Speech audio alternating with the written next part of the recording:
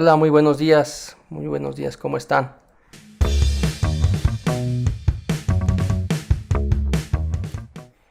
Este es el segundo webinar, el anterior lo tuvimos hace unas 3 semanas, si no mal recuerdo.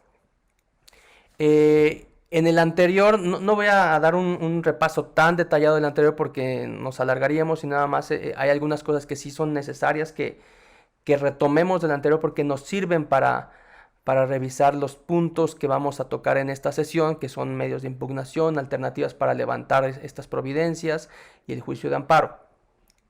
Entonces, como les comentábamos en la sesión anterior, estas providencias precautorias, principalmente en materia mercantil, su naturaleza es para asegurar un futuro cobro o también para que alguna situación de hecho o de derecho permanezca durante el juicio y que después no se vuelva inefectiva la sentencia, que ya no tenga caso que haya una sentencia porque tal vez ya se dilapidó un bien, ya se consumó una situación que no puede ser restablecida en tu derecho o en una situación de hecho.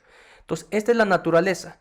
Pero un punto importante, y que es parte de los requisitos que vimos en la sesión anterior, es la razón por la que existen estos medios, estas providencias precautorias y la razón por la que se otorgan. Y esto es principalmente, como aquí lo señala, el riesgo o el peligro en la demora, en la dilapidación de los bienes o en el estado de insolvencia del futuro demandado. Este es un punto principal y lo quiero enfatizar mucho porque parte de la estrategia que puede la defensa, a quien evidentemente le promovieron o le pueden promover unas providencias precautorias para retenerle bienes de cualquier naturaleza, va a partir de aquí, de si en el caso en concreto se acredita este riesgo, si hay realmente un riesgo de dilapidación, un riesgo de desaparecer, un riesgo de que la situación de hecho de derecho cambie radicalmente y ya sea un acto consumado, o que incluso el deudor caiga en estado de insolvencia. Entonces, en este web vamos a ver la perspectiva del otro lado. Cuando tú eres el deudor y tienes el temor de que tu acreedor te vaya a promover providencias precautorias, o cuando tú, el deudor, ya te promovieron providencias precautorias y tal vez te retuvieron algún bien inmueble o te retuvieron peor aún en cuanto a tu operación, te retuvieron saldos en tu cuenta bancaria. Como empresa es una situación crítica y muy complicada cuando le retienen los saldos de las cuentas bancarias a la empresa porque no puede ni pagar salarios, no puede pagar impuestos, no puede pagar proveedores, no puede operar de manera regular. Entonces, este es, de nuevo lo repito, es toral este punto, el riesgo o el peligro en la demora y también, como lo enfatizamos en la sesión anterior, cuando se pide que se retengan, los bienes que se retengan sean las cuentas bancarias, el riesgo ya está presumido, porque así lo dispone el Código de Comercio, que si únicamente los bienes que el deudor tiene son las cuentas bancarias o el dinero que tiene en sus cuentas bancarias, se presume el riesgo de dilapidación por la facilidad con la que se puede sacar este dinero hoy en día con banca electrónica, con un cheque, etcétera. Y es lo que muchos acreedores están haciendo hoy en día, incluso algunos de manera abusiva, porque saben que a lo mejor su deudor tiene otros bienes, muebles o inmuebles o de cualquier otra naturaleza, y simplemente manifiestan bajo protesta de seguridad que no tiene bienes para que les puedan congelar las cuentas y de esta manera presionarlos a que les paguen. ¿Es un medio efectivo de cobro? Sí lo es, pero también está el otro lado de la moneda, ¿no? La otra cara de la moneda, en que en muchas ocasiones las situaciones no son así. No es cierto que nada más tengan dinero en las cuentas bancarias, tal vez tienen bienes muebles, bienes inmuebles, créditos por cobrar, etcétera, etcétera. Entonces partimos de esta premisa. ¿Ok? Acciones preventivas. Aquí partimos de que todavía no te promueven las providencias precautorias, pero debido al retraso que tal vez este deudor tenga en algún crédito, tiene el temor de que su acreedor le va a presentar unas providencias precautorias y muy probablemente lo haga solicitando que se le congelen cuentas o se le retengan saldos. No es tan sencillo prevenirlo, la manera más obvia, por así decirlo, pero si nos fuéramos por esta alternativa, no se tendría este problema que es pagar. Entonces esto lo quitamos desde entrada de como una acción preventiva. Entendemos que la situación, por alguna razón, principalmente por la pandemia, en la mayoría de los casos, hizo que muchos deudores se atrasaran y no pudieran cumplir con sus compromisos. No vamos en este webinar a decirle a los deudores cómo no pagar. No es la filosofía de esta firma de como en el argot de los abogados dice ser chicaneros y a ver, oye, haz esto, aquello para que no pagues y ya después haces otra empresa. No. Simplemente poner en un nivel equitativo al deudor y al acreedor para que puedas negociar sin tanta desventaja. Porque si ya te congelaron tus cuentas bancarias y no tienes manera de operar, pues no te queda más que acceder a las solicitudes de tu acreedor, porque no tienes otra alternativa, por lo menos de forma inmediata. Entonces, ¿cómo puedes prevenir?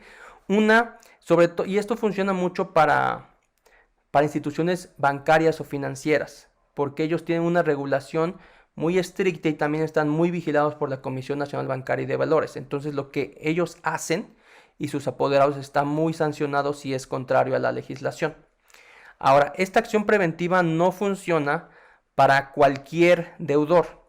Hay toda clase de deudores, aquellos que realmente sus únicos bienes son el dinero que tienen en sus cuentas bancarias, pero hay otros que tienen otros bienes, llámense, para lo mejor puede ser una flotilla de automóviles, tiene equipos tecnológicos, tiene cuentas por cobrar considerables, tiene a lo mejor bienes inmuebles, tiene su marca registrada y tiene cierto valor, etc. Entonces, esta acción preventiva únicamente funciona cuando tú como deudor tienes otros bienes aparte del dinero que tienes en tus cuentas bancarias. Como veíamos en la sesión pasada, la premisa para que se te otorgue una providencia precautoria es que le manifiestes al juzgado que no tiene otros bienes distintos a los cuales está solicitando se retengan o se congelen o se embarguen preventivamente. Si está solicitando que se embargue o se anote preventivamente un embargo en un bien inmueble, tienes que manifestarle que no hay ningún otro bien aparte de ese. Si está solicitando que se congelen cuentas bancarias, debes manifestar bajo protesta de verdad que no tiene ningún otro bien aparte de las cuentas bancarias. Ya que si tú manifestaras, oye, congélale sus cuentas bancarias hasta por $1,000,000, por decir un ejemplo.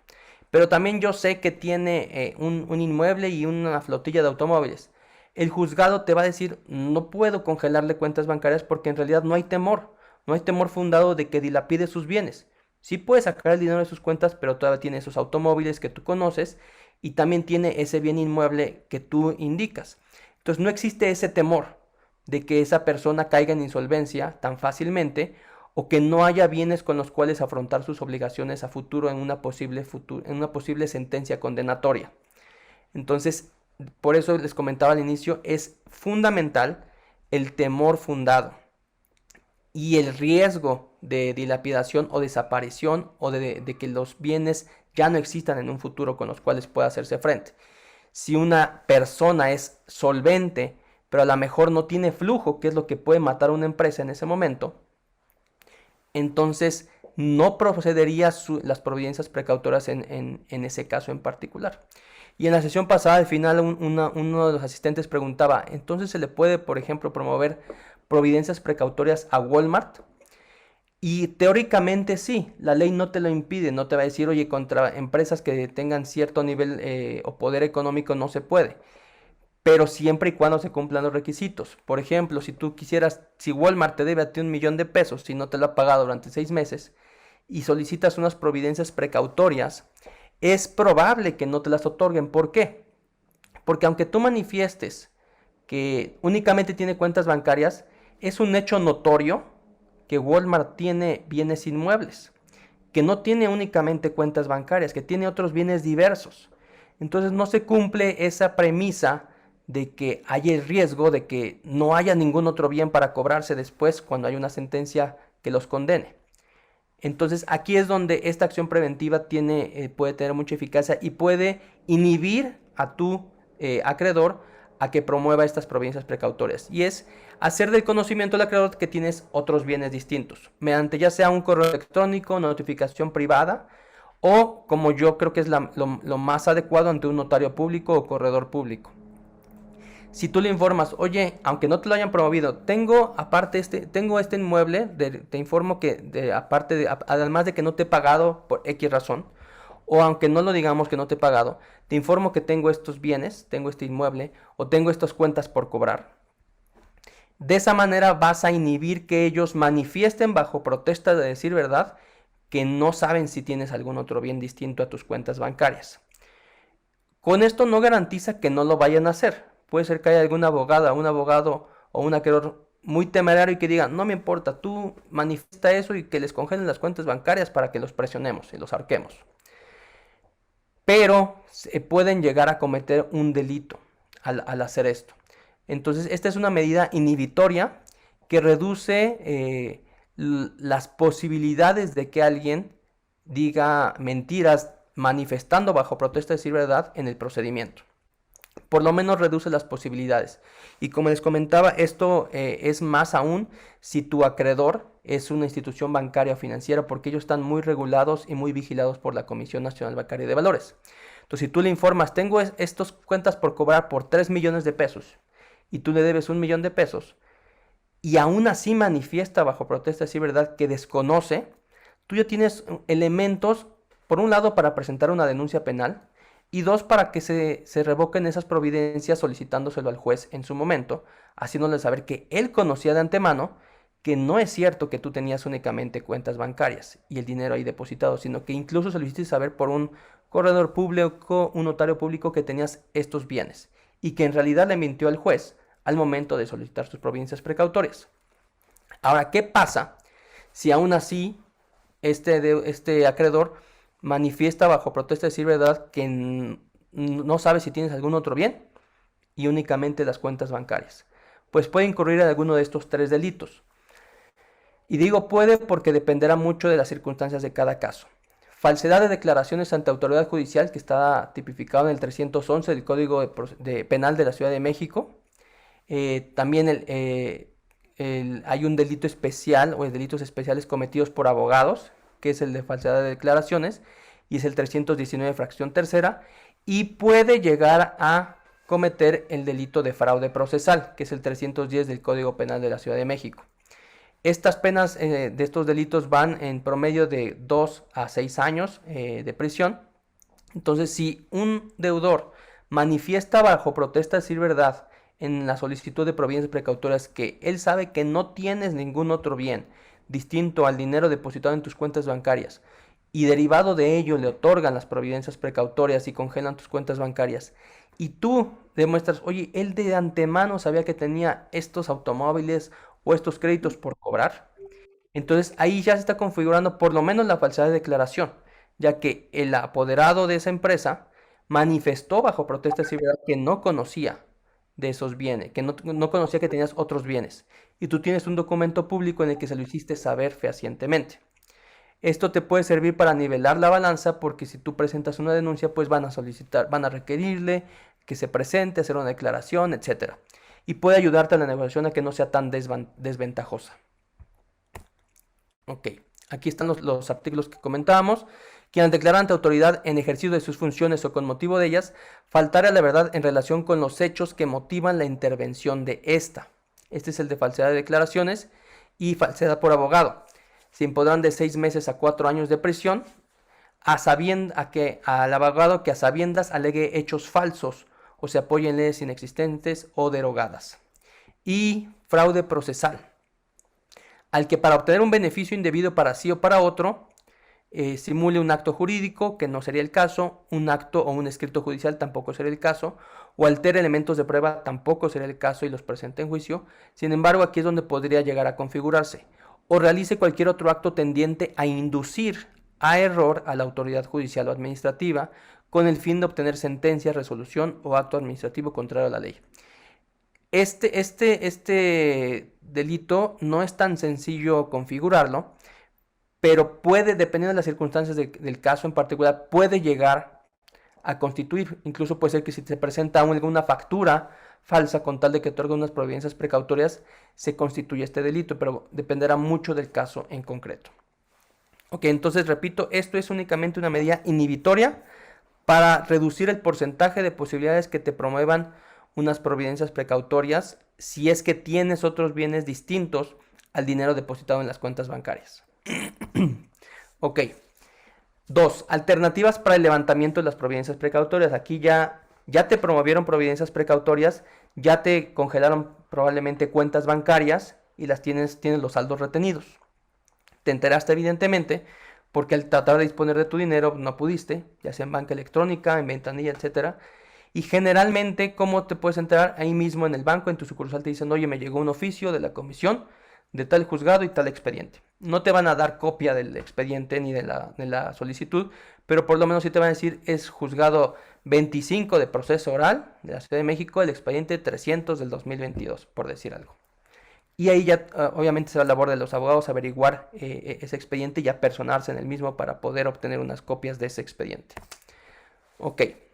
El código nos da varias alternativas, el código de comercio. El primero es, obviamente, si hubiera terceros afectados, que se hubiera embargado algún bien que sea de un tercero, este tercero tiene derecho a promover la reclamación de tales medidas, obviamente acreditando su propiedad y que fue afectado indebidamente porque él no es parte en esa deuda. Tal vez era copropietario con el deudor, puede ser, pero no tiene relación alguna con la deuda, entonces tiene que iniciar este procedimiento, se va por la vía incidental, se hace un cuaderno independiente, se le da vista a las dos partes de la providencia precautoria, a la solicitante y al ejecutado, para que manifiesten y ofrezcan pruebas, y se emite la resolución en la que, de ser procedente, se levanta la providencia precautoria, pero el tercero tiene que exhibir garantía. Evidentemente, para que no se dilapide la porción tal vez del copropietario que sí es deudor. ¿Ok? Ok, aquí ya es lo que va directamente al afectado. Puedes exhibir una garantía o consignar el valor de lo adeudado. Evidentemente es complicado consignar el valor de lo adeudado porque si tuvieras ese dinero lo hubieras hecho anteriormente. Pero sí puedes exhibir una garantía, ya sea un bien raíz o puedes exhibir una fianza. Si exhibes un bien raíz, debes acreditarle al juez el valor real de ese bien para que él se dé cuenta que sí alcanza a cubrir la deuda del futuro juicio. Si la provincia fue por 1,000,000 de pesos y exhibes un inmueble que tiene un valor de 500,000 pesos, te van a decir, oye, te lo puedo dejar, pero nada más por la mitad, no por la totalidad, porque no alcanza. Entonces tienes que exhibir un avalúo que esté vigente al momento de promoverlo. O la fianza que sí cubra o garantice la totalidad del adeudo del futuro juicio. Ya que se ha otorgado esa fianza y se ha admitido, se debe levantar la providencia precautoria de las cuentas bancarias, de la retención de las mismas, y en su lugar queda la fianza. Es como sustituir la garantía. Se tenía la garantía de las cuentas bancarias retenidas y el saldo allí que se encontraba, y ahora será la fianza. ¿Ok? El siguiente es omisión. Este es importante porque aquí ya no es, entra más el tema ya de estrategia legal. Los anteriores es sustituyendo la garantía con una fianza, con un bien inmueble o entregando la cantidad adeudada, pero de aquí en adelante ya son temas más de la estrategia legal, las alternativas judiciales que tienes de impugnación posteriormente y aquí de alternativas. Omisión del promovente, como veíamos en el webinar pasado, una vez que se ejecutan estas providencias precautorias, el solicitante tiene que realizar dos actos principalmente para que las mismas se conserven. El primero es presentar la demanda dentro del plazo máximo de 3 días posteriores a que se ejecutaron las providencias. Y también después tiene que, dentro de los siguientes 3 días a que la presentó, demostrarle al juzgado que le otorgó las providencias que ya presentó la demanda. Entonces tiene que, 1, presentar su demanda y 2, exhibir el acuse de presentación ante el juzgado que otorgó las providencias. Si no hace alguna de estas dos o las dos, entonces el código dice que se levantarán de oficio.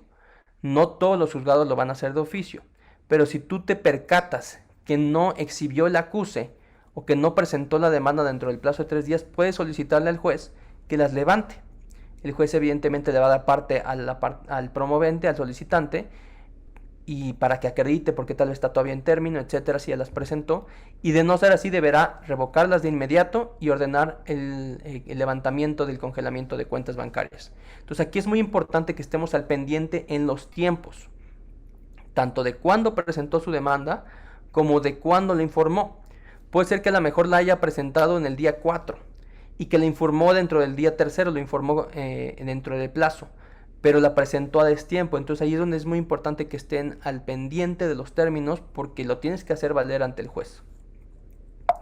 Ok, el siguiente.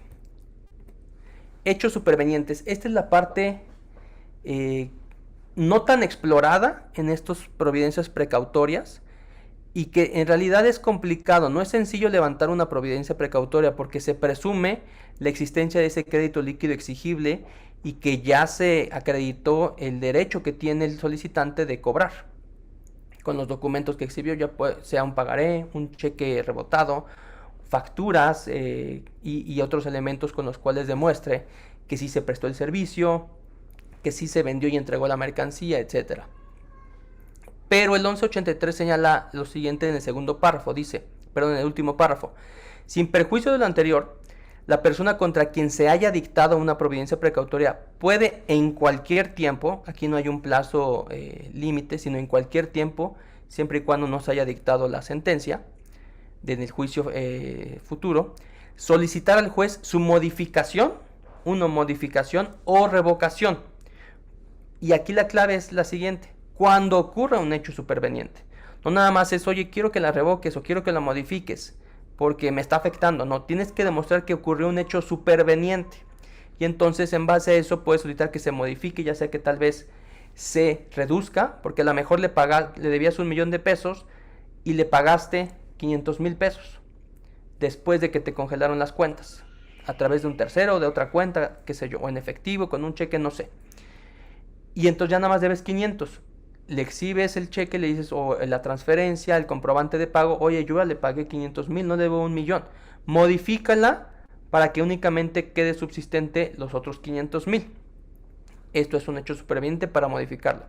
O para revocarla.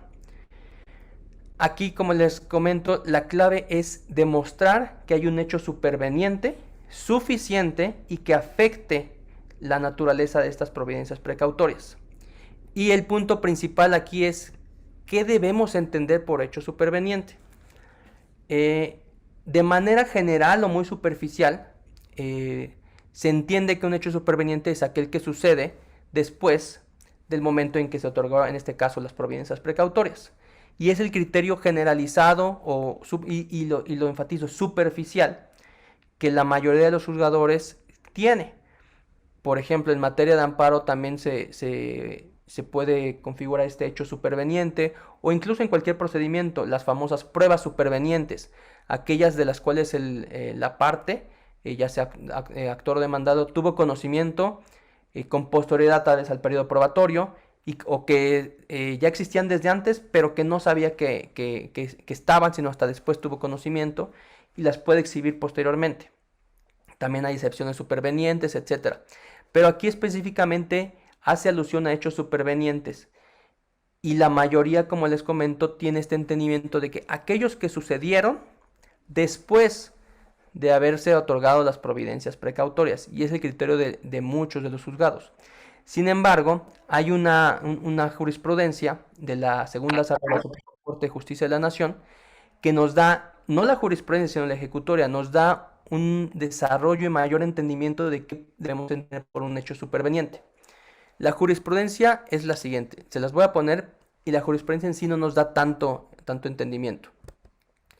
Pero sí la ejecutoria es la sentencia completa que derivó para esa jurisprudencia. Ok, esta es la jurisprudencia. Dice: jurisprudencia, su emisión y publicación no constituyen un hecho superveniente para efectos de modificar o revocar el auto del juez de distrito en que resuelva sobre la suspensión. Aquí es un tema evidentemente respecto a amparo y la jurisprudencia. Y dice: la resolución de una solicitud en materia de suspensión se lleva a cabo en dos momentos. Una, al analizar los hechos o acontecimientos circunscritos al caso concreto relacionado con las partes, actos, lugares y situaciones que los rodean, esto es, los elementos fácticos derivados del propio expediente relativo al juicio constitucional. Y dos, al valorar la aplicabilidad del derecho al contrastar si los hechos cumplen con los requisitos que la Constitución y la ley de amparo señalan al efecto. No obstante lo anterior, dicha medida cautelar puede modificarse o revocarse por hechos supervenientes. La suspensión en la ley de amparo es similar en ciertos puntos, tiene ciertas notas similares a una providencia precautoria, porque es una medida cautelar para conservar una situación. No obstante lo anterior, dicha medida cautelar puede modificarse o revocarse por hechos supervenientes, así lo señala la ley de amparo, los cuales se refieren a los acontecimientos posteriores al dictado de la resolución y por excepción con anterioridad, pero que sean desconocidos por el juez y alteren a los que al efecto se hubieran analizado en dicha etapa y resulten ser de tal magnitud que provocarán la modificación o revocación de la suspensión, los cuales deben tener relación directa con el caso concreto y los sucesos que generaron el juicio de amparo. Entonces, sí nos da cierta luz aquí, pero nos da muchísima más entendimiento la ejecutoria, y es la que les voy a poner la parte que nos interesa en este momento. Esta es la ejecutoria, toda la sentencia, y ya subrayé la parte que nos interesa, este parrafito, lo que está en azul, dice: consecuentemente se concluye que el hecho superveniente se constituye por aquellos hechos o acontecimientos, entendiendo por estos a las acciones, actos o situaciones que se encuentran constituidas por elementos fácticos que crean, modifican o extinguen las situaciones de derecho relacionadas directamente y exclusivamente con los hechos o sucesos planteados en la demanda de amparo y que circunscribían al caso en concreto. Las partes, los actos reclamados, que son de tal magnitud, aquí es donde está la parte importante, que son de tal magnitud que provocan un cambio en la situación jurídica del quejoso, los cuales desconocía el juez al momento de resolver sobre la medida cautelar, ya sea porque no existían, es decir, porque se suscitaron posterior a que se otorgó la medida cautelar, o porque el quejoso se encontraba imposibilitado para exponer o presentar el hecho que ocasionaría la consecuencia aludida. Es decir, que sí existía ese hecho, pero no se podía presentar porque tal vez se desconocía, y que trae consigo una repercusión tal en el análisis del derecho efectuado con posterioridad por el juez que provoca la revocación o modificación de la suspensión.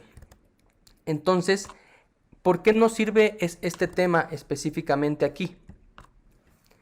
Porque cuando tú vas y quieres solicitar la revocación por un hecho superveniente, tal vez, un ejemplo de un hecho superveniente para este caso. Uno ya los di, que es pagas cierta cantidad después de que se otorgó la suspensión, la medida cautelar, la providencia precautoria. Pero también un hecho superveniente puede ser aquel que el juez no conocía al momento en que el promovente le solicitó la providencia precautoria. ¿Por qué? Porque a lo mejor el promovente tampoco la conocía, o porque el promovente la omitió, no quiso contársela al juez. Como sabemos, el juez únicamente conoce lo que le cuentan las partes, y en este caso únicamente el promovente o el solicitante de la providencia precautoria. Entonces, si el solicitante de la providencia precautoria le dice: oye, yo te manifiesto bajo protesta de decir verdad, que esta persona que me debe 1,000,000 de pesos no tiene ningún bien más que sus cuentas bancarias y el dinero que está ahí depositado. Por eso te pido que se las congeles, que retengan el saldo hasta 1,000,000 de pesos. Pero omite decirle que tú como deudor tienes créditos por cobrar que están documentados y que están vencidos por 3,000,000 de pesos. O que tienes un bien inmueble en la ciudad, en Toluca. O que tienes una flotilla de automóviles, como veíamos, o que tienes ciertos equipos tecnológicos. A pesar de que lo conoce a lo mejor, omite decírselo porque si lo dice no le van a otorgar las providencias precautorias. O tal vez no lo conoce. Posteriormente te congelan las cuentas bancarias y tú le haces del conocimiento al juez: oye, es falso que yo nada más tengo cuentas bancarias y el dinero ahí depositado. Tengo estos y estos bienes. Son de mi propiedad, te lo acredito y aquí están. Y tú no lo sabías, porque o no te lo dijo el solicitante, o porque tal vez no lo conocía. Pero te lo estoy haciendo de tu conocimiento en este momento. Si nos vamos al entendimiento superficial, de entrada la mayoría te diría: no es un hecho superveniente porque estos bienes los tenías desde antes. Esta situación existía desde antes de la solicitud de las providencias y no posterior. Pero tenemos que hacerle ver al juez esto, lo que les comentaba en esta ejecutoria, que es un hecho superveniente porque no lo conocía al momento de la solicitud de la providencia precautoria, pero ahora ya lo está conociendo, porque tú se lo estás haciendo saber. Y esa situación de que tú tienes otros bienes diversos cambia completamente la solicitud de providencias precautorias, porque la situación de hecho y de derecho que provocaba un riesgo de dilapidación o un riesgo de que no hubiera con qué cobrarse una futura sentencia, ya no existe ese temor fundado, ya que tienes otros bienes diversos, ya no se cumplen los requisitos que señala el Código de Comercio, y eso lo puedes hacer valer como un hecho superveniente para que se revoque, no solo se modifique, sino se revoque la providencia precautoria, porque cambió la situación jurídica. Y esa parte que aquí subrayé es muy importante. Estos hechos supervenientes tienen que ser de tal magnitud que provoquen un cambio en la situación jurídica, aquí no del quejoso, aquí sino del ejecutado, o de las providencias precautorias. Esta situación de que tienes otros bienes distintos a las cuentas bancarias es un cambio sustancial y que completamente modifica la situación jurídica que inicialmente había presentado el solicitante, y las cuales reconocía el juez al momento de resolver sobre la medida cautelar. Entonces se actualizaría. Aquí el punto es cómo se lo haces ver al juez, cómo se lo explicas de tal manera que lo convenzas para que se revoque. De lo contrario, te va a negar tu solicitud y tendrás que ir impugnando los acuerdos correspondientes. Ok. Ahora pasamos a esta parte que son medios de impugnación. De nuevo, ya estamos bajo la premisa de que ya te ejecutaron estas providencias precautorias, ya te congelaron cuentas bancarias o te embargaron algún bien inmueble, algún bien mueble. Primero tenemos que acudir a los recursos ordinarios porque es lo primero que debemos buscar en la ley correspondiente. En este caso, ahí debemos atender a dos situaciones. Uno, si es que estas providencias precautorias se presentaron o se promovieron de manera prejudicial, es decir, antes de que existiera un juicio o ya iniciado el juicio. En la sesión pasada les recordábamos que se pueden presentar tanto antes como iniciado el juicio. ¿Por qué es importante? Porque hoy en día la mayoría de los juicios son orales mercantiles. Ya no tienen limitación alguna, salvo los juicios especiales. Por ejemplo, cuando son ejecutivos mercantiles, el tope son 4 millones. Pero la mayoría de los juicios mercantiles son orales. Y una de las características de los juicios orales es de que sus determinaciones son irrecurribles, es decir, no hay recurso ordinario. Pero esto lo señala el código para los juicios orales o los procedimientos que se siguen dentro del juicio oral, no los que se siguen antes ni después del juicio oral. Entonces, por eso primero tenemos que identificar si se promovieron prejudicialmente o dentro de juicio. ¿Ok? Si se promovieron prejudicialmente, que es la mayoría de los casos, entonces contra el auto que decrete la providencia precautoria procede el recurso de apelación. Esta es de tramitación inmediata, es decir, se tramita en ese momento, no es en conjunta con la definitiva, porque aquí no hay sentencia, y el efecto es devolutivo. ¿Qué es el efecto devolutivo? Que tú presentas la apelación, se lleva el trámite, pero no se suspende el procedimiento, es decir, no se va a levantar la providencia precautoria, no te van a otorgar una suspensión. Si se revoca en la sala por esta apelación, entonces se retrotraen los efectos y se ordena que se levante la providencia precautoria, pero no se va a suspender. Ese es el efecto devolutivo. Ahora, para la procedencia de la apelación se deberá atender a la excepción señalada en el 1339 y 1345 del Código de Comercio. No todos los autos o en todos los procedimientos se puede promover recurso de apelación. Existe esta excepción en estos dos artículos. Y esto es lo que les comentaba anteriormente. Aun y cuando el juicio futuro sea uno oral mercantil, y aunque el juzgador que conozca de tus providencias precautorias sea uno de naturaleza oral, en contra del acuerdo que otorga la medida cautelar procede el recurso ordinario. Y esta jurisprudencia es la que, si bien la ley lo señala de manera expresa, también esta jurisprudencia vino a aclarar mucho. Se las voy a compartir.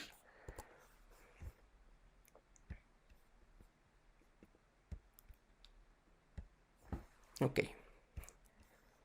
Medidas cautelares, pero esta no es la jurisprudencia. Es esta. Providencias precautorias. La hipótesis de irrecurribilidad de las resoluciones pronunciadas en el juicio oral mercantil es inaplicable a la resolución que deniega la solicitud de aquellas y también a la que las otorga. Y señala la reforma del Código de Comercio publicada en el Diario Oficial de la Federación del 25 de enero del 2017, así como la interpretación gramatical, sistemática y funcional de los artículos 1390 bis, segundo párrafo, y 1390 bis 1, último párrafo de dicho ordenamiento, donde dice que las resoluciones de los juzgados orales en el proceso oral son irrecurribles, conducen a considerar que la hipótesis de irrecurribilidad de las resoluciones pronunciadas en el juicio oral mercantil, prevista en el primero de dichos preceptos, no es aplicable a la determinación que deniega las providencias precautorias solicitadas prejudicialmente. Aquí es la clave, prejudicialmente.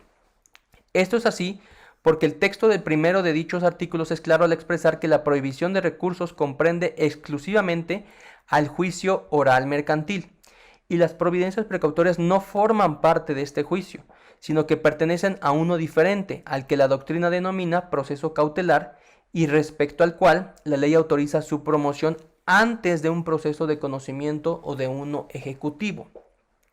Según el artículo 1390 bis 11, el código citado, el juicio oral empieza con una demanda escrita. Entonces, como tus providencias son antes del juicio, no les es aplicable la regla de irrecurribilidad, aunque lo conozca un juicio oral, un juez oral, y aunque el futuro juicio vaya a ser uno oral mercantil. Y tan es así que el mismo código señala qué recurso procede contra el otorgamiento de las providencias precautorias.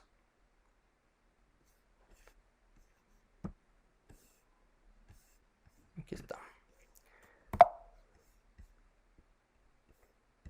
Muy bien.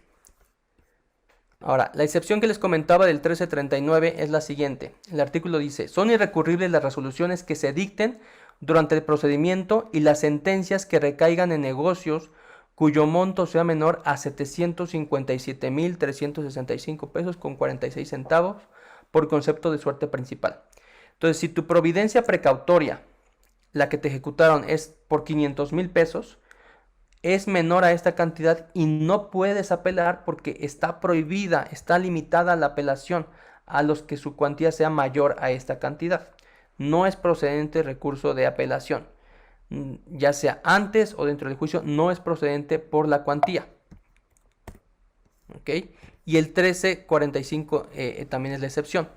Además de los casos determinados expresamente en la ley, en la forma y términos que se establecen en este capítulo, se tramitarán de inmediato las apelaciones que se interpongan. 4.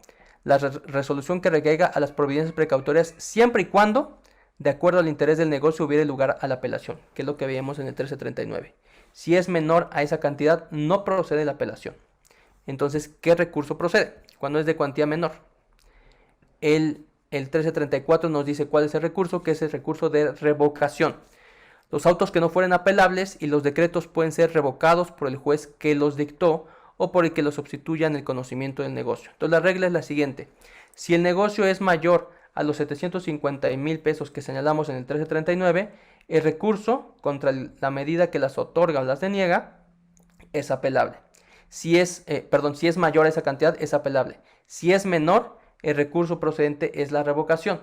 La diferencia es que la apelación la va a ver una sala, es decir, 3 magistrados, la superioridad del juez, y la revocación la va a resolver el mismo juez que las dictó. Ese es el defecto de la revocación, que no es tan común que un mismo juez diga: híjole, sí, me equivoqué, tienes razón, me promoviste recurso de revocación y me demostraste que me equivoqué, voy a revocar mi determinación. Sí sucede, pero no es tan común. Es más probable que un superior, una sala, revoque la determinación del juez. ¿Ok? Y esta jurisprudencia, por contradicción de tesis, confirma lo señalado aquí, que en los juicios o en los procedimientos cuya cuantía sea menor a lo señalado en el 1339, procederá el recurso de revocación. Ok. Ahora, el segundo supuesto: ¿qué pasa si las providencias se promovieron dentro del juicio, ya sea un juicio oral o un juicio ejecutivo? Si el juicio es de naturaleza oral mercantil o ejecutivo mercantil oral, en contra del auto que las otorga o las niega, no procede recurso ordinario alguno, ya que el 1390 bis y 1390 ter 2 dicen que no hay recursos, son irrecurribles las determinaciones que se dicten dentro del juicio oral. Entonces no hay recurso ordinario. Lo que se tendría que promover aquí es el amparo indirecto. Aquí ya se puede ir directamente al amparo. ¿Ok? Y esos son los artículos que les comentaba. Las resoluciones pronunciadas en el juicio oral mercantil no procederá recurso ordinario alguno. Y este de aquí es el juicio ejecutivo mercantil oral. Ok. Resuelven tu recurso de revisión, tu recurso de apelación, perdón, o tu recurso de revocación y lo niegan, confirman la determinación de otorgar las providencias precautorias, ¿qué alternativa te queda? Tienes que irte ahora sí al amparo indirecto, no el amparo directo. El amparo directo procede en contra de sentencias, resoluciones que pongan fin al juicio. Aquí sería el amparo indirecto en contra de esa resolución que confirmó el otorgamiento de providencias precautorias. Ok. Ahora, el último punto es el amparo en contra de las providencias precautorias. ¿Se puede promover un amparo directamente en contra de las providencias precautorias? Sí, no, cuándo es procedente, cuándo no es procedente, cómo se puede hacer. La regla general es que no se puede. El amparo indirecto, evidentemente dejamos fuera el directo porque el directo, como les comentaba, procede contra las resoluciones que ponen fin al juicio. Entonces el amparo indirecto no es procedente por regla general contra las providencias precautorias. ¿Por qué? Atendiendo al principio de definitividad que rige en el amparo. Este principio te dice que si hay algún recurso ordinario con el cual puedas revocar o modificar esa determinación, con la cual puedas atacar esa determinación, no puedes irte directamente al amparo. Tienes que primero agotar ese recurso, como veíamos, la apelación o la revocación. Y por lo tanto, si tú te promueves unas providencias precautorias y promueves tu amparo de forma inmediata, muy probablemente no te lo van a admitir. Te van a decir, oye, no es procedente porque el artículo 61 de la ley de amparo dice que es improcedente contra esto. Y esa es la fracción 18 del 61 de la ley de amparo. El juicio de amparo es improcedente contra las resoluciones de tribunales judiciales, administrativos o del trabajo, respecto de las cuales conceda la ley ordinaria algún recurso o medio de defensa dentro del procedimiento, por virtud del cual puedan ser modificadas, revocadas o nulificadas. Si no promoviste tu apelación o tu revocación, no puedes irte por regla general al amparo indirecto de forma inmediata. Ok, ahora hay excepciones a esta regla general. ¿Cuándo sí es procedente el juicio de amparo indirecto? Cuando la resolución del otorgamiento negativa se dicte dentro de un juicio oral mercantil. Como veíamos, ahí no hay recurso. Entonces te puedes ir directamente al amparo indirecto. Ahí sí puedes acudir al amparo indirecto de inmediato. Te las otorgaron o te las negaron, puedes promover el amparo indirecto. 2. Cuando uno de los conceptos de violación se tache de inconstitucional alguna ley, artículo o porción de algún dispositivo. Esta es una técnica, por así decirlo, para habilitar la sede constitucional que es el amparo indirecto. Si tú nada más como en tu amparo indirecto señalas como acto reclamado, oye, el otorgamiento de la providencia precautoria dictado en el auto de fecha tal, del juzgado tal, del expediente tal, te van a decir, no puedo conocer de tu amparo, es improcedente, porque tenías que irte a la apelación o a la revocación. Pero si uno de tus conceptos de violación y de tus actos reclamados es que solicitas la inconstitucionalidad de cierto artículo, de cierta fracción de ese artículo o de cierto cuerpo normativo, entonces habilitas que ese juzgado de distrito pueda conocer de tu amparo y que por ende también tenga que resolver respecto al fondo, la legalidad del otorgamiento o negativa de esa providencia precautoria. Esta es la forma en que puedes acudir al amparo indirecto de forma inmediata, sin tener que irte al recurso de apelación o de revocación, tildando de inconstitucional alguna legislación, algún artículo o alguna porción de ese artículo. Y la tercera es que el amparo sea promovido por algún tercero afectado, podría ser tal vez algún trabajador o el sindicato de los trabajadores, si es que se ve afectado con esa providencia precautoria. Obviamente depende la forma en cómo se presente, porque depende cómo digas que eres afectado, y si te van a decir, oye, no, tú tenías que irte a la reclamación que vimos en el Código de Comercio al inicio, o si podías irte directamente al amparo indirecto. ¿Ok? Antes de terminar, hay por ahí también una de las razones por las que interesa acudir al amparo lo más pronto posible sin tener que irse a al recurso de apelación o de revocación, es porque en el amparo se encuentra la suspensión del acto reclamado. Es decir, si te otorgan la suspensión, pues deja de surtir efectos ese acto que te está afectando. Y hay una jurisprudencia no es tan viejita, del 2016, que dice providencia cautelar o precautoria, que es lo mismo. El hecho de que se reclame en amparo no implica por sí la negativa de la suspensión solicitada. Entonces, a primera vista diríamos, oye, entonces sí me pueden otorgar la suspensión en el amparo indirecto para el efecto de que me levanten mi providencia precautoria y me liberen mis cuentas bancarias. La jurisprudencia dice, el artículo 128 de la ley de amparo establece los requisitos para obtener la suspensión a solicitud de parte, en tanto que el precepto 129 del mismo cuerpo legal prevé supuestos para considerar que se sigue perjuicio al interés social o se contravienen disposiciones de orden público, con la concesión de la medida suspensional. Por consiguiente, el hecho de que se reclame en amparo una providencia cautelar no implica por sí la negativa de la suspensión solicitada, porque lo que el sistema normativo impone para tomar esa decisión es que sea acorde con las circunstancias de un caso concreto y el análisis ponderado entre la apariencia del buen derecho y el interés social. Todo está súper bien hasta aquí. Nos otorgaría como buenas esperanzas. Oye, sí me pueden otorgar la suspensión y me van a levantar mi congelamiento de cuentas si lo presento de manera correcta. El problema viene aquí. Esta contradicción de tesis se publicó en septiembre del 2016, pero derivó de un caso del 2014 y 2015. Aquí está todo el historial. Y si se van a la ejecutoria, ahí va a venir todo el antecedente. Entonces, en ese entonces, la ley de amparo en el 2014 y 2015 era diferente a la ley de amparo de hoy en día. Hoy en día, la ley de amparo, en el artículo 128, es distinta porque en el 2016 se reformó. En junio del 16 se agregó ese párrafo.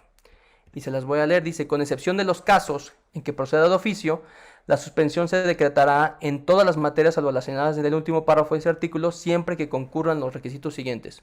1. Que la solicite el quejoso. 2. Que no se siga perjuicio al interés social, ni se contravengan disposiciones de orden público. La suspensión se tramitará en incidente, por separado y por duplicado. Y aquí viene la parte que no es tan positiva para este efecto.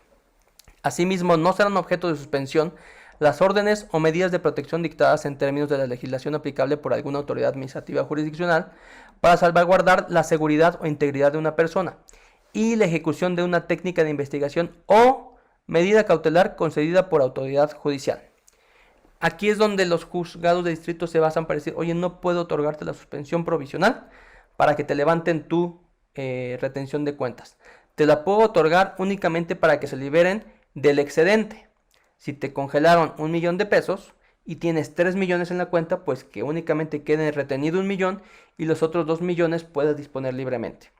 O que ese dinero esté generando interés o el rédito correspondiente. Pero de entrada no aplica la suspensión provisional contra la providencia precautoria, que es lo principal que le interesa a alguien cuando de inicio promueve un juicio de amparo indirecto. Entonces esa jurisprudencia sí es jurisprudencia, está vigente, pero ya no es aplicable hoy en día por la reforma que hubo de la ley de amparo. Pues muchísimas gracias, continúen siguiéndonos en nuestras redes sociales, muchas gracias por seguirnos, y cualquier duda que tengan, cualquier comentario, estamos a la orden. Ahorita vamos a abrir el micrófono y el chat para cualquiera de ustedes que quiera hacer alguna pregunta, tenga alguna duda, algún comentario. Con mucho gusto podemos apoyarlos a responderlo, o si quieren también aportar algo, con mucho gusto lo pueden traer.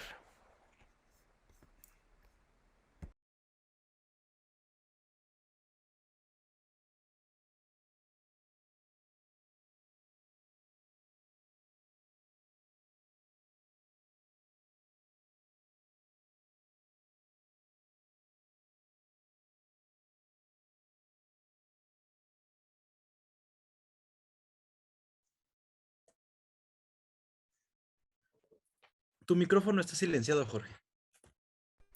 Perdón, alguna duda, algún comentario, ya sea que quieran abrir su micrófono o ponerlo en el chat, serán bienvenidos y enriquecerá mucho este webinar, sus comentarios o sus dudas.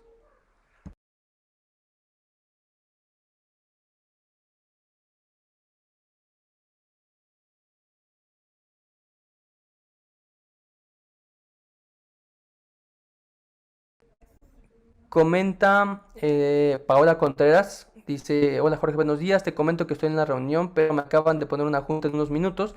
¿Es posible que pudiera ver nuevamente la presentación? Veo que se está grabando. La verdad es que está muy interesante el tema y desafortunadamente no podré terminar de verlo. Sí, como les comentaba al inicio, se está grabando y se va a subir a nuestro canal de YouTube en 1 o 2 semanas. Y la presentación también se las podemos compartir, solamente nos la solicitan por cualquiera de nuestras redes y se las enviamos sin ningún problema. Eloy Segovia pregunta, buenos días, ¿a partir de cuándo corren los 3 días para presentar la demanda? A partir de que se ejecuta la providencia precautoria. ¿Cuándo se considera que está ejecutada? No es a partir de que realmente congelan o prácticamente congelan las cuentas bancarias, porque el solicitante no se entera el mismo día en que se congelan esas cuentas. Vamos a suponer que el lunes pasado o hoy 14 de julio, se emite el acuerdo en el que se te otorgan las providencias precautorias a ti como solicitante y se ordena la retención de saldos de tu deudor. Hoy mismo se gira el oficio a la Comisión Nacional Bancaria de Valores y que en dos semanas, en 14 días exactamente, se le congelan de manera práctica todas sus cuentas y se le retienen los saldos. El primero que se va a enterar es el deudor, porque va a querer disponer de ese dinero y no va a poder hacerlo. Pero tú como solicitante no te vas a enterar en ese momento, a menos de que te lo diga el deudor, oye, ¿por qué me congelaste mis cuentas? Te vas a enterar cuando el banco, a través de la Comisión Nacional Bancaria de Valores, le informa al juzgado que ya ejecutó esa providencia. Le informa diciendo, oye, estos bancos, vamos a decir Banamex y Bancomer, informaron que fulanito, fulanita de tal o tal sociedad, sí tiene tales cuentas aperturadas a su nombre y tiene tal cantidad depositada. Ya la retuve y ya está congelada. El juzgado recibe esa respuesta y la publica mediante un acuerdo en el que le dice se le da vista a la parte promovente con el informe rendido por la Comisión Nacional Bancaria de Valores. A partir de ese momento se hace la publicación y esa notificación en materia mercantil surte al día siguiente. Suponiendo que fuera lunes, el martes surte efecto si tus 3 días corren a partir del miércoles, jueves y lunes, para presentar tu demanda. Aquí no estamos tomando días inhábiles, etcétera. Tus 3 días corren a partir del día siguiente de que tuviste conocimiento de la ejecución de la providencia precautoria y de que surtió efectos esa notificación. Gamaliel, si es el caso de que quien promovió las medidas cautelares es una empresa de factoraje, son procedentes, la empresa que le cedió los créditos a esa empresa de factoraje tuvo que haber celebrado un contrato con esa empresa de factoraje, en el que le dicen, oye, yo te cedo estos créditos, tú me lo pagas por adelantado y yo te lo cedo.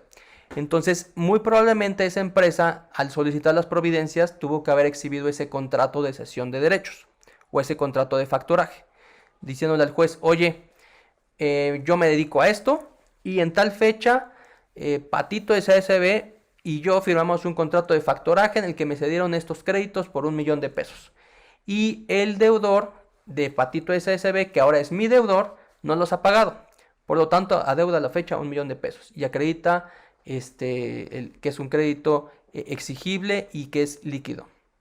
Se lo otorgan. Entonces, sí es posible siempre y cuando compruebe su derecho como nuevo acreedor. Si no lo comprueba, no puede.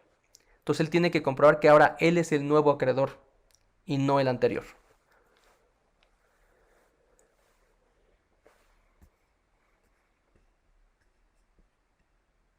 Aquí sería interesante ver si este deudor tal vez a lo mejor hizo algún pago a su acreedor inicial y no se lo hizo saber a la empresa de factoraje. Don Jorge, aquí la duda principal, y yo creo que si nos vamos por escrito, por chat, va a estar medio pesado, medio difícil podernos expresar. Adelante. La situación sería, en el caso de factoraje, la empresa de factoraje realiza la traba por medio de medidas precautorias sobre las cuentas, en este caso, la empresa Patito, y la empresa Patito le tiene un cliente que se llama Pedro Páramo. Pedro Páramo no tiene la solvencia para pagar en este momento. Tú a la empresa, yo, perdón, la empresa Patito, en el caso del factoraje, se te deja venir a la empresa Patito y no se le va a Pedro Páramo. Aquí es donde no cuadraría, ahí falsearían información la empresa de facturaje. Ah, ok, ya te entendí. Entonces aquí a quien le ejecutaron las providencias precautorias no es al deudor final, sino a quien cedió los derechos, a quien celebró con el factoraje. Habría que ver el documento, el contrato, porque evidentemente cuando haces un factoraje, le dices, oye, tengo estos créditos con tal persona por 1 millón de pesos, y ya se van a vencer en 30 días, por decir algo, pero tú págamelos por adelantado, por el 80% y ya tú los cobras. Y si se hacen, obviamente el deudor final es insolvente y no puede cobrarlo la empresa de factoraje, la empresa de factoraje puede repetir en contra de quien le cedió esos créditos. Entonces, aquí dependería mucho de cómo lo documentaron. Generalmente lo documentan con un contrato. Generalmente, y aquí lo digo con mucha cautela porque cada juzgado tiene un criterio distinto y cada juez su cabeza es un mundo distinto. Cuando tú solicitas unas providencias precautorias en base a un contrato, de entrada no te las otorgan en la mayoría de los casos, porque un contrato sí vienen ciertos derechos y obligaciones de ambas partes, pero hay muchas situaciones que pudieron haber modificado esa obligación, llámese un convenio modificatorio, un convenio de terminación anticipada, una rescisión del contrato o un cumplimiento del contrato, etcétera, etcétera. Entonces, si tú como solicitante únicamente le muestras un contrato, en la mayoría de los casos no te las van a otorgar. Tienes que documentarlo con otras cosas, con otras pruebas, facturas, correos, recibos, etcétera.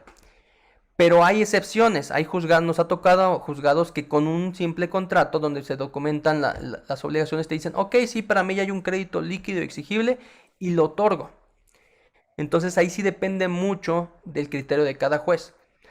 Aquí habría que revisar ese contrato, cómo viene, para que pudiera repetir contra quien le cedió los derechos de cobro.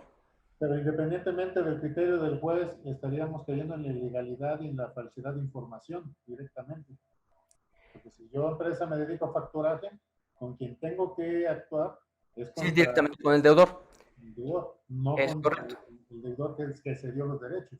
Salvo que en el contrato tal vez hayan puesto, oye, si hay una imposibilidad de cobro de estos créditos que me está cediendo, yo podré repetir en contra tuya por el monto. Ahí sí digo, tendríamos que ver el clausulado de ese contrato para definir si tenía un derecho o no y hasta dónde alcanzaba ese derecho de la empresa de factoraje en contra de quien le cedió los créditos. Sí. Okay. Y ahí Pero sí, es un tema que no debía ser tan sencillo que le otorgue unas providencias precautorias de entrada. eso es lo que me votaba, o sea, ¿por qué están causándose las precautorias si no hay una situación directa? Ya, así, y sobre todo porque ahí el derecho a repetir en contra de quien le cedió las providencias, le cedió los derechos de cobro, él tendría que demostrar primero que el deudor final es insolvente y que ya hizo gestiones de cobro y que es imposible cobrarle para que entonces pudiera irse contra quien le cedió los créditos. Y por eso, a mi parecer de entrada, no debería ser un crédito líquido y exigible con el simple contrato. Perfecto. Esa era mi mayor duda. Muy, Ahora, muy buen comentario, ¿eh? son 3 días para la presentación de la demanda. Si la demanda no la presentan en los 3 días y la meten posteriormente, ejemplo, presentaste la demanda en mayo y tienes ya todos los elementos, de que ya tienes los oficios de la Comisión Nacional Bancaria de Valores, todo listo, y esta tiene fecha 18 de mayo. Y el día 6 de junio presentas la demanda o sale el primer acuerdo de la demanda. No es cuando sale el acuerdo, sino cuando la presentó y tiene el sello de acuse su demanda. Y no debes tomar en cuenta la fecha en la que la comisión ejecutó ese congelamiento de cuentas, sino cuando se lo hizo saber al promovente, al solicitante de las providencias. Porque puede ser que el 18 de mayo se haya ejecutado y congelado las cuentas, pero que informó al juzgado donde se otorgaron hasta el 1 de junio y que el acuerdo salió hasta el 7 de junio, y en el que lo notificó el 8 de junio, y por eso tendría hasta tal vez el 15 de junio. Entonces, por eso comentaba que el término de 3 días corre a partir de que se publica y se le hace del conocimiento a través del juzgado que ya se congelaron las cuentas. A partir de ahí corren los 3 días. A partir del término de la notificación, ¿no? A partir de que sale publicado el acuerdo con el que se le da vista al promovente con el congelamiento de cuentas. Perfecto. Gabriela Álvarez. ¿Qué tal, Gabriela? Gabriela es una fiel seguidora de nuestros webinars. ¿En qué momento es mejor solicitar las providencias precautorias? ¿Dentro del juicio o prejudicialmente? Prejudicialmente. Si me dieran a elegir, siempre sería prejudicialmente. ¿Por qué? Porque prejudicialmente no se entera el deudor hasta que le congelas sus bienes. Ahí ya se entera. Si lo haces judicialmente, va a depender uno si ya se le emplazó o no se le emplazó. Si no se le emplazó, hay por ahí una tesis que te dice que como no se ha configurado la trilogía procesal, no tendrán que darle vista. Porque la regla general es que cuando se hace judicialmente se le da vista a la otra parte. Así lo señala el Código de Comercio. Pero si no se le ha emplazado, pues no le puedes dar vista. Si ya se le emplazó, le va a dar vista. Oye, te quieren embargar estos bienes o retener estos saldos. Tienes algo que manifestar y evidentemente se va a defender. O peor aún, va a sacar en ese momento todo su dinero de las cuentas bancarias. Si es que lo puede hacer. No hay empresas que no es tan sencillo que lo hagan. Entonces yo prefiero hacerlo prejudicialmente. Si no se hizo y ya está iniciado el proceso y ya se emplazó, es mejor hacerlo que no hacerlo, aunque sea dentro del juicio. Pero si tienes la opción de elegir, hacerlo siempre prejudicialmente. Te da mucha más ventaja.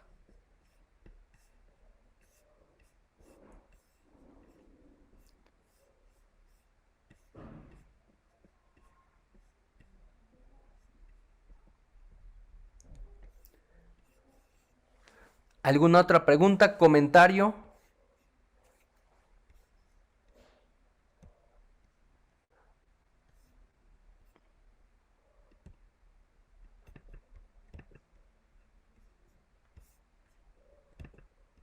Perfecto, pues de todas maneras quedamos a la orden. Cualquier duda, comentario que tengan respecto a este webinar nos lo pueden hacer saber por nuestras redes sociales, correo electrónico. Si hay algo en que podamos ayudarles, ya sea que quieran promover providencias precautorias o se las hayan prohibido, con mucho gusto pueden contactarnos y los auxiliamos en este tema, que es un tema bastante delicado, sobre todo cuando las promueven, porque pone en severos aprietos a las empresas. Entonces con mucho gusto podemos auxiliarlos, ya sea que nos contacten por nuestras redes sociales, LinkedIn, Instagram, YouTube, TikTok, o al correo electrónico puede ser contacto@bufetebautista.com, bufete con una sola F y una sola T. Ahí mismo, me parece que les enviaron de ese correo el link, ahí mismo pueden ponerse en contacto con nosotros y con mucho gusto les podemos auxiliar.